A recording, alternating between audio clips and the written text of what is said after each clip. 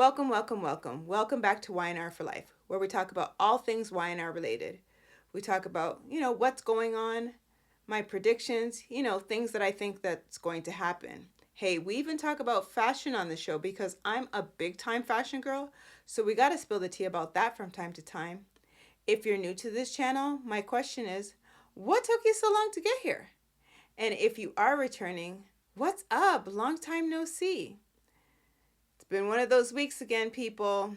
I tell you, we're going to kind of talk about certain things more than others just because it's relevant. And, the way that they did it this past week, they kind of honed in on specific things.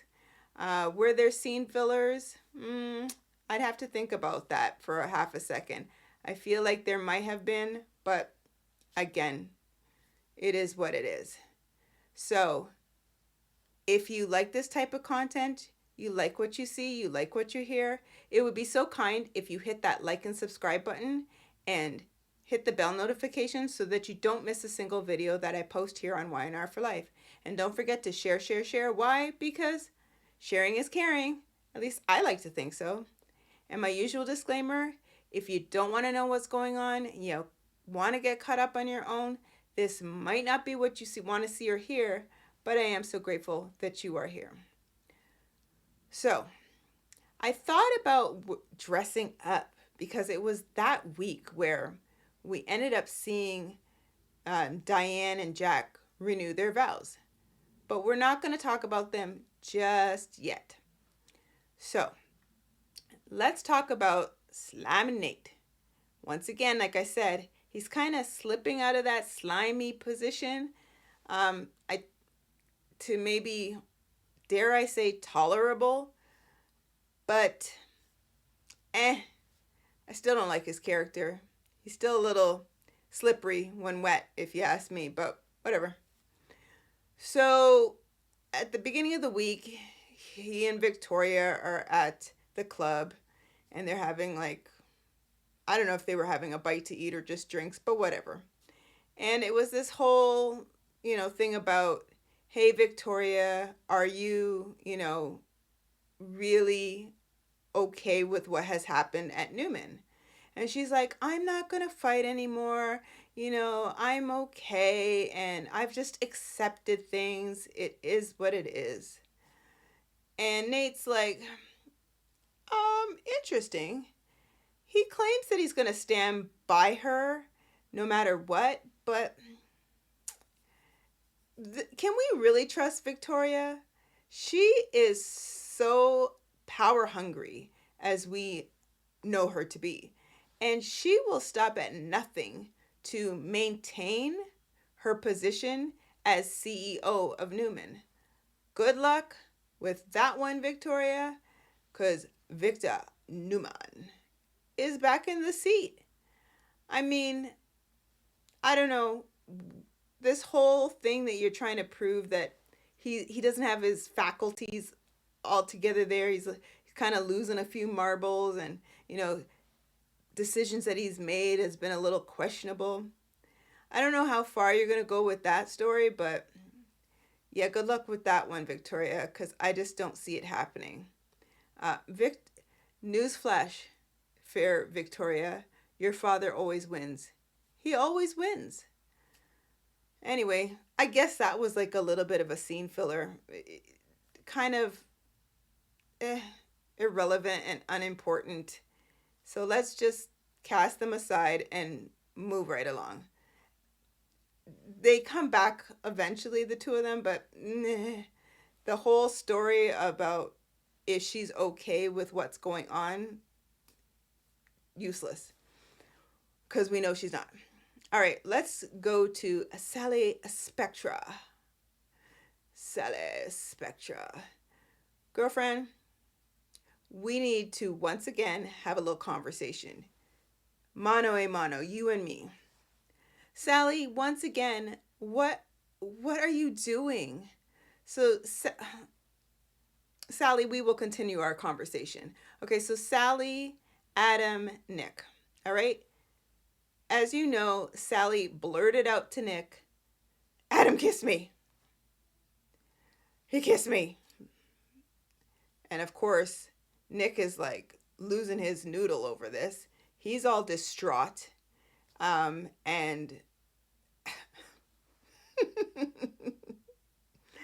Adam, he looked a hot mess. Did you see his hair? His hair was like here, there, everywhere. He looked a mess. But back to Sally Spectra. Okay, yes, you and Adam lost Ava. We get it. But Sally, once again, girlfriend to girlfriend, we need to have a conversation here because you know you're not right. You know you're not right. Why did you, basically agree to have dinner with Adam from before? And then you have drinks, and clearly neither one of you can hold your liquor. Because the two of you were giddy as all no, who knows what, where he ended up kissing you, which that is the whole point. But again, you allowed it to happen, girlfriend. What were you thinking? And now you're gonna go and blurt this out to Nick, and Nick is losing his noodle over it, as well he should, because he's like, wait a minute. So Adam just waited until I was away in order to like pounce on you. What else happened? And Sally, why did you get defensive? Why did you all of a sudden get defensive, sitting back going like, what do you mean? Your boyfriend wants to know what happened. Now, don't get on the defensive because you want to dipsy doodle around the whole truth. Yes, you are being honest. However, are you being honest with yourself? Because you know you want Adam. And later on, Adam ends up saying this to Sharon, that Sally's not in love with Nick. Sally is still in love with me. Why, you ask? Well, Sally, after you told Nick, and Nick is distraught and the whole 9 yards, you're at the club and Adam sees you there and the two of you are sitting down and you basically pounce on Adam, getting all hot and under the collar, all upset, and he's just asking you like, what's going on? Because Nick ended up confronting him, but he didn't say like what for, but he was like, oh, you know. And he just wants to know, what did you say? As per Adam, he's trying to rebuild his relationship with his whole family, and he just wants to be aware so that he can kind of do damage control, that kind of thing. So why did you tell Adam at the end of all of that, Sally, to leave Nick alone, to leave you alone, and also to get out of your head? What? I mean, if that isn't just tying up your love with a nice little bow and handing it over to Adam on a silver platter, I don't know. I don't know what else. Like, why would you feel the need to tell Adam to get out of your head? Why is he in your head? If you're sitting back saying that you don't love him, that you love Nick, and we all know that that's not true, but why would you need to say this? Well, Sally, you are royally screwing this up with Nicholas. Royally. Okay. So Adam, he doesn't regret any of it. Like nothing. He's good to go. Yes, I kissed you and I don't regret it. Like, I'm sorry that it happened, so to speak, because of my brother, but don't regret it, Sally. And, it's almost like little kids. Like, I'm not taking it back. I'm not taking it back. I said what I said. Blah, blah, blah, blah. Anyway, so she storms and she goes back to her room. At some point, she ends up contacting Nick. At this point, Nick is with Sharon talking about the whole Kirsten, you know, business and what happened with him in the East Coast and what have you. She calls and she's like, I need to see you. Like, we need to talk. And he's like, looky here. I'm busy. Now, this was after Nick and Sharon are having their little heart to heart over what occurred because Sharon, she can read Nick like a book. Just do do do do do do do do do do. Why? Because they have a history. So she knows him. And yeah, so and Nick's kind of transparent, as you know. He wears his heart on his sleeve. You know, this one, this one. That's what he does.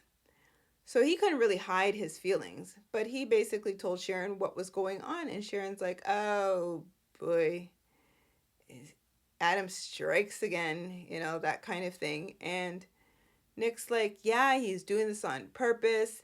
And he all but said that he was trying to spite him or something. I don't. He didn't say that, but that's basically what he was getting at. You know, leave it to Adam. This is what the kind of trickery he does. And again, I'm not quoting verbatim, but this is basically what was said. Yeah. So when Sally ends up speaking with Nick and she wants to see him, he's like, "Look, now it's not a good time. I'm with Sharon." And she's like, but okay, we really need to talk." And he's like, "Yeah, well, I've been doing that with Sharon, and she kind of centers me, she grounds me, this kind of thing." And Sally's like, remind me to thank Sharon next time I see her." And then he's like, "You know what? Yeah, we need to talk." So he's like, "I'll be right over." Okay. So he goes over to the club, and there's Adam sitting at, the bar, and he just, here we go with this little dream state story. Oh, enough. It happened way too much this week again. So he's thinking back to, I believe it was the scene with the park where Sally couldn't really say her feelings as it pertains to Adam. And Nick goes over to Adam and he's like, you stay away from Sally, and look and you know what you did was wrong. Nick and this finger, you know what you did was wrong. And Adam's like, "Yeah, I was wrong." And it stopped Nick in his tracks. He was like, "Look, he was ready." Oh, okay, now, right. He didn't know what to say. And he's like, "Okay." He toddles off, that kind of thing. Goes over to Sally's room and he basically says that he saw Adam. He ran into Adam, and Sally's like, "Oh no, tell me." And he's like, "No, I didn't lift a finger. I didn't even raise my voice." He seems very apologetic for what occurred, and I kind of believe him that he's sorry. And Sally's like, "Yeah." And he's like, "Look, I want you to tell me the truth. Like, I want you to tell me the truth." Here is where the big fat lie comes in. I mean, fat lie. The truth, Nick, the truth is that I'm falling in love with you too. Wait a minute, Sally. Like, okay, there's nobody else. It's you and me, girl. It's you and me. It was like, what, 24 hours prior you couldn't answer Nick, and now 24 hours later, I'm falling in love with you too. He's not an idiot. He knows that you've had a confrontation with Adam, so clearly he's like second fiddle. Sally, once again, you are like doo, doo, doo, doo, doo, doo, royally messing this up big time. But you must know. So, yeah, I don't see this one lasting. I told you before, She's going to end up back with Adam. Nick's going to end up with Sharon. It is what it is. I see this happening because summer. We will get to her in a minute. Okay, so moving right along, let's talk about Aunt Mamie. Aunt Mamie. Aunt Mamie decides that she's going to host a function at Neil's Jazz Lounge, and a celebratory type, party, and she has invited, you know, Lily, Devon, and Slimy Nate. And Slimy Nate brings Victoria. Why? She seemed out of place. I just didn't get it. But she seemed very out of place. Devon brought Abby. Lily tried to get Daniel to come, and he was like, no can do. I have something to do that I've missed out on a couple times. And yeah, he didn't show up with her. And Jack was there for a hot minute before the festivities truly started. And Mamie told him, her secret was that she is the secret investor of Chancellor Winters. Notice how I didn't call Jill's name because she wasn't invited. Jill, you weren't invited. And yeah. Anyway, I think that was it. That was at this function. Am I missing anybody?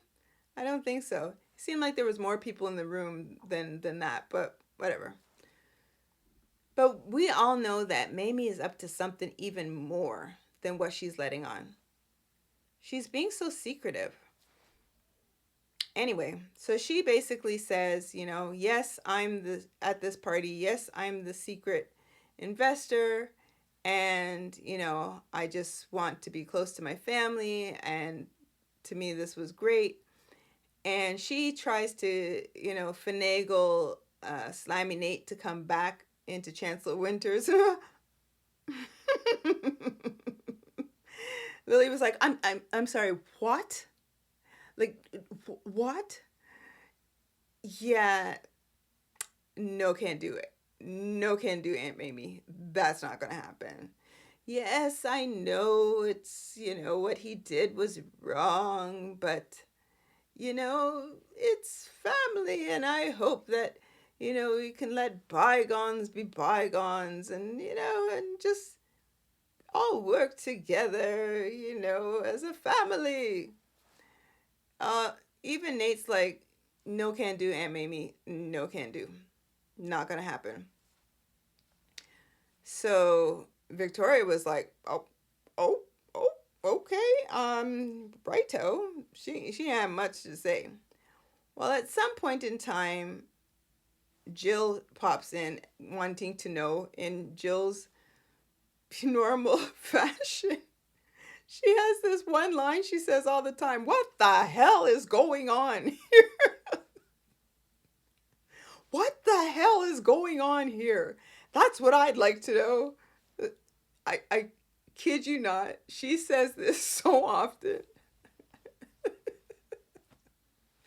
Anyway, so Mamie's like, oh, Jill, leave it to you to come to a party that you were never even invited to. But anyway, since you're here, have a glass of champagne. So the two of them, again, they go back and forth at it, and Jill's like, what's going on, Mamie Johnson? I know you better than anybody else in here. And, yeah. Even Victoria had made some sort of comment, and Jill was like, I'm sorry, Victoria, you're not even a part of this. I wish I could remember what she actually said to her, but it was funny. And then it was Abby, because at this point, Jill's trying to figure out what would make Victor, sell whatever to Mamie? They weren't looking for another investor or nothing like that. And so now it was questioning Victoria as if she knew about Victor's plans because she's the daughter. And she's like, I only learned of his interest in Chancellor Winters just recently. And Abby, what about you? Abby's basically, she all but said, look, I got my own trials with society. That's my baby. It is what it is. Like, it was funny. So, yeah, we all don't know what is going to really happen with Mamie and this whole in silent or private investor or whatever, because she ain't that silent right now. There's somebody she's working along with, and we saw that. Like, we saw that after she had gone back to her room, kicked off her shoes, and there was champagne in her room. She's like, oh, rubs her feet, phone rings. And she's like, oh, they don't have a clue. It went off perfectly without a hitch. So yeah, she clearly working along with somebody. Now, who could it be? Could it be Tucker? Could it be back with Victor? Could it be Drusilla? Because there's some wranglings or murmurings, if you will, that she may still be alive. But I don't think that's going to happen. I don't know. To me, if you're going to bring her back on the show, it's got to be Victoria Rowell. Sorry, people. She is not coming back. Like, I highly doubt she is ever coming back. Yes, we saw her as Victoria, if you will, as Victoria Rowell when Neil passed away.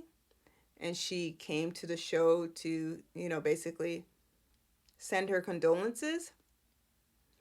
But, yeah, don't see it happening. And to recast her, yeah, I don't think so.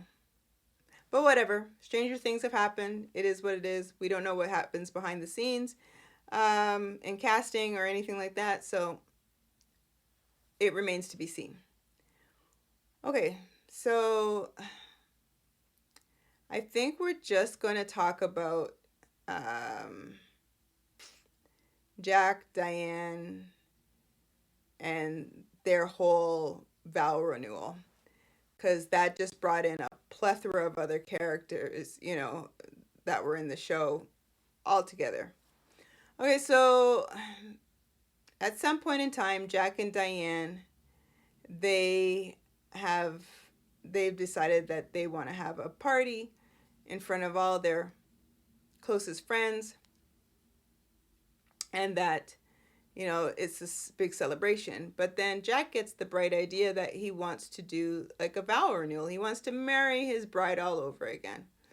And she's like, oh, we don't have to get married again. I know you love me. And Bubby's like, oh, are you shutting me down? No, never. Okay. Well, fast forward, they decide that they're going to get someone to officiate. Who do they end up asking? No other than Kyle, who is like the town officiant. And by the way, isn't Devon ordained as well?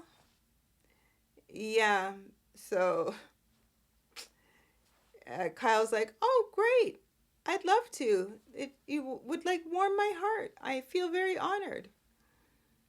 All right.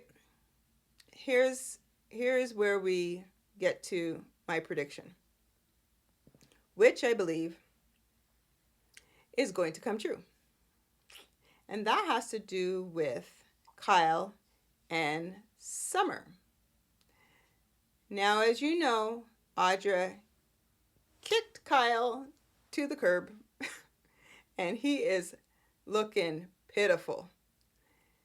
Like, he's like some man of leisure. And to the point where he ends up saying, could he bring a date to this party? Kyle, who have you been seeing? Uh, is this like rent a date? I'm confused. Who have you been seeing? We haven't seen you with anybody because again, you've been kicked to the curb, and that was just a what 2 weeks ago, and now all of a sudden, can you bring a date? I'm confused. Unless you felt that you were gonna ask Summer. Okay, so yeah, at some point in time, he sees Summer at this party, and she's looking good. Like Summer was looking real good. She was looking kind of tanned and toned, the whole 9 yards. Um, and he kind of looked at her like, and just when he's looking at her, and they had just finished speaking about little Harrison, who's probably going to end up with Soraz, and catapult to be what 25 years old before we know it. So we won't see little Goldilocks Harrison anymore. I don't know, but I haven't seen him for like the longest time. So just then, Chance and Sharon walk in to the party, and Summer kind of glances over like, there's Kyle looking at Summer like, oh, damn. Like, I have lost her for real, for real. Kyle, do you not recall you being so vile and vicious to Summer? Now, I'm not saying Summer was right what she did concerning Phyllis, not saying that whatsoever. However, you were very mean, and you sat back and you threw this, tawdry relationship with Audra in her face. And like, you were just nasty. And now all of a sudden, my prediction is that you're going to want her back. But she ain't having it. And that's exactly how it's looking to me. I'm just putting it out there. So I don't know what's going to happen, but he's looking really pathetic. Even Tracy saw the look on his face and was like, okay. Yeah. At some point in time, Summer is sitting back and she's talking to Chance. And Chance, again, oblivious, somewhere wafting in the wind, with his intelligence. And she's talking to him, and she basically says that she's glad that he's now has now become the chief of police. And by the way, he starts work the next day as chief of police. She's kind of glad that he's off the streets because he'll be more safe. Okay, Summer, that's something like a girlfriend would say. Have you lost your mind? Okay, so this is why I say, I think at some point in time, Summer's gonna be like, Sharon's gonna be like, looky here, I don't have time for this. Chance, you better figure out who you want. And I personally think he's gonna end up in the sheets with Summer, and maybe his do-gooder conscience is gonna basically spill the beans to Sharon, or Sharon may walk in. I don't know. But Summer is out to get her man in her mind. I gotta have him because we're now friends. Okay. So we're gonna see where that goes.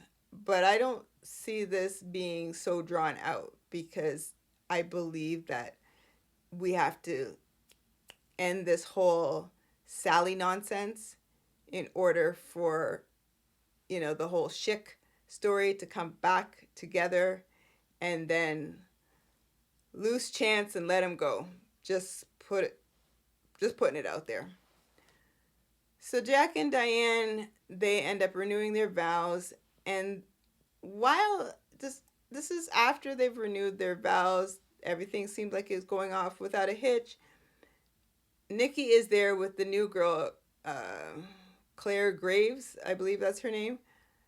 I don't know what her purpose is, but Nikki, why did you spill all the tea about every person that was there at the party to her? You just met her. And she's like, that's so and so, the former this, that's so and so. They used to do this, or they are a part of this, and that's so. What are you thinking? And Claire's just soaking it up. It just reminded me of the movie Devil Wears Prada. Like, she was giving all kinds of intel and not even thinking twice about it. But okay, Nikki, that's how you want to operate. So be it.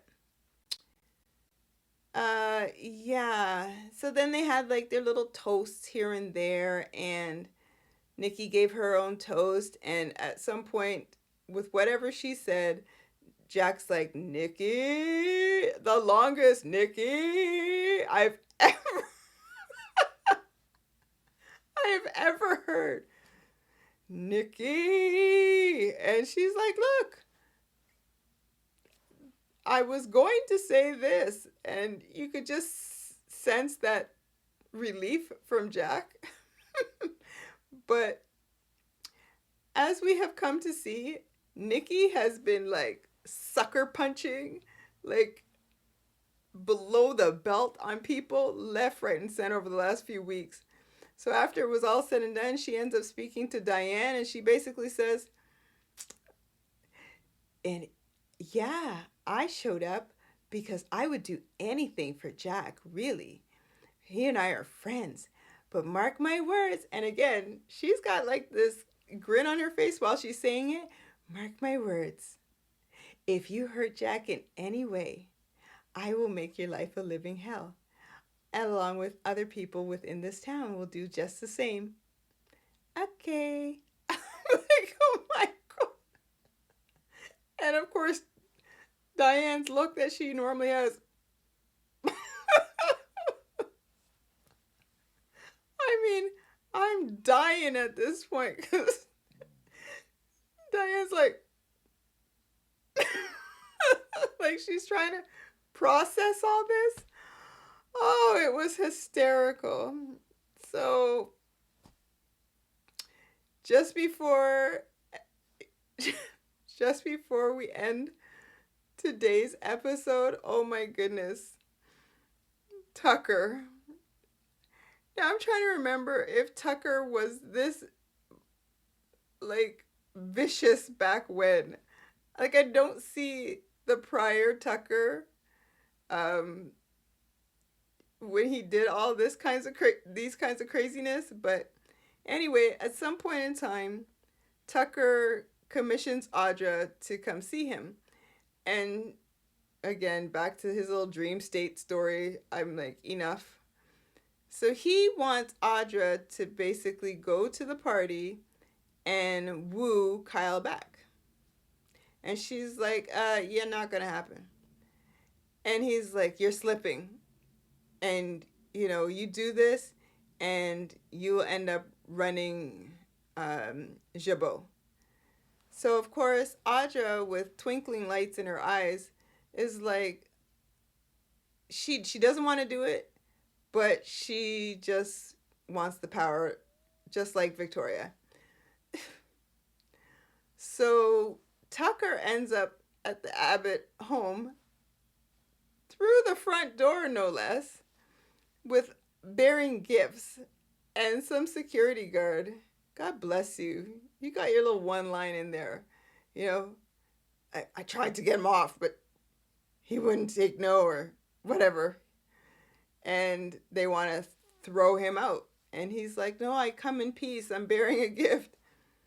Well, clearly he's the distraction because Audra, she comes in the back way and basically says, and Nikki confronts her and is like, what are you doing here? What? She's like, I came here for Kyle. what? What? Didn't I tell you? And she's like, too bad, Nikki.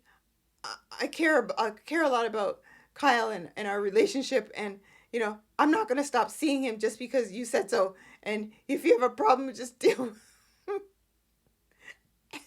And Nikki's like, oh, oh, oh, what? That's pretty much how it ended.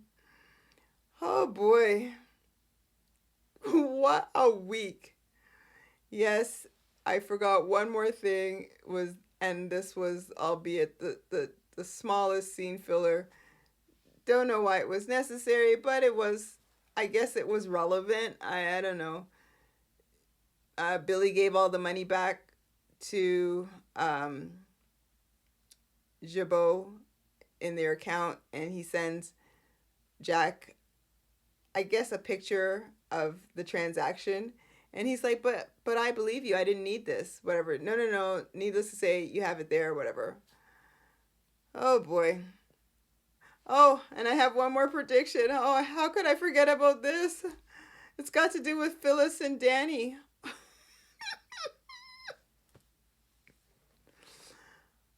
Okay, prediction people. It's prediction time. Yeah, Phyllis is going to try and get Danny back. Yeah, you heard it. You heard my prediction. Because they, at some point, shared the smallest heartfelt moment. And I think Phyllis has now kind of set her sights on Danny. And Danny's, again, he's oblivious, much like Chance. Complete do-gooders.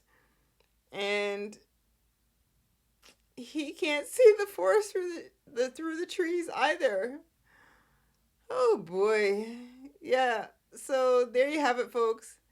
That's pretty much how the week went. It was a lot to do with Aunt May May and her whole silent investor story. And then this whole Jack and Diane, vow renewal. So it had, the bulk of the week had to do with those two parties. And I feel like the bulk of the upcoming week will have Mamie again. So it's been an interesting and funny week. I'm trying not to laugh, but anyway.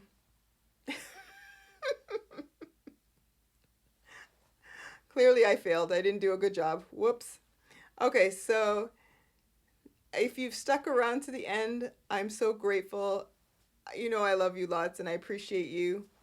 And once again, if you like this type of content, you like what you see, you like what you hear, you just hit that like and subscribe button, hit the bell notification so that you don't miss a single video, and share, share, share. Why? Because sharing is caring. Again, like I like to think so. So until next time, we're going to see where this bumpy ride takes us. And hopefully there will be some more funny moments. And just watch my predictions start to unfold. I feel like it's coming. It's coming. The freight train's moving. So it's like the little engine that could. So we're going to see if my predictions start to come to light. Ding! All right, guys, you take care. It's been a blast as usual. And love you lots. See you on the next video.